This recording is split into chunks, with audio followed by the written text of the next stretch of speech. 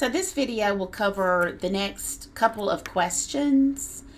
Determine the intervals where the graph is concave up and concave down. Concavity is second derivative. We would go straight to second derivative in that case. So 5 times 16 is 80. And decrease the exponent by 1 and you have minus 5. Go straight to second derivative. We don't care about the increasing or decreasing here because it didn't ask for it. 320x cubed would be second derivative. Find the critical points now for second derivative. So set the second derivative equal to 0. If you wanted to carry it out all the way, 0 would be x cubed. The only thing x could be, is 0. So 0 is your only critical point for second derivative. Let's keep going. I've already worked it out once, but I wanted to work it out step by step with you and show you my thinking process. I have 2 intervals. I'm looking for concavity, remember, not increasing or decreasing.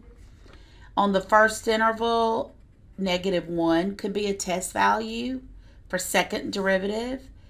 -1 -1 times -1 is positive times another negative. That would make this whole thing negative.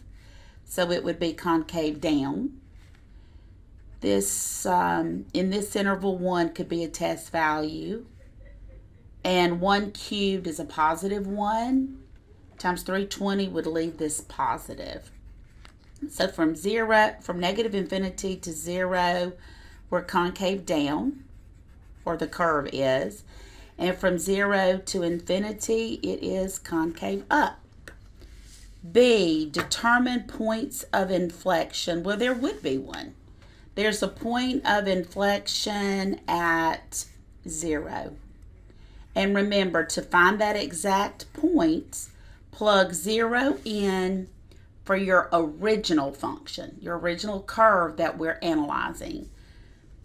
0 minus 0 is going to be 0.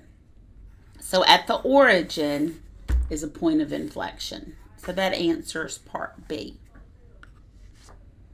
Okay, in this word problem, a manufacturer found that the total cost, which is C, of producing Q units is given. That's my total cost function. At what level of production will average cost be a minimum? So this question wants us to analyze the average cost function. We don't have it, so we have to find it. But we do know to get average cost, I need to divide the cost by Q. So some of you may not remember how I know that. From the very beginning of the semester, we've talked about the cost function and what it is. I want average cost, so divide out the Q.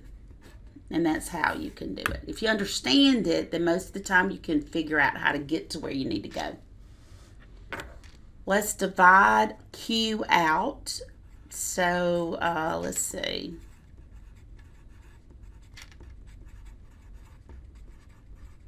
Just put everything over Q. And you'll end up with 0.02 Q because one of the Q's divides out. These Q's divide out. And you end up with 800 over Q.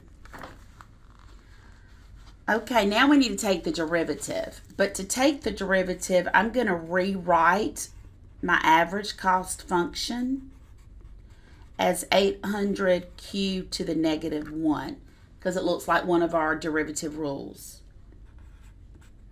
I can take the derivative now, which leaves me with 0.02. Derivative of a constant is 0. And I can move my -1 in front and decrease. So now I have my average cost function and I'm looking for minima. I want to know where average cost function, this function right here, this is what we're analyzing, is at a minimum. So we take the derivative of the function we're analyzing, set it equal to 0.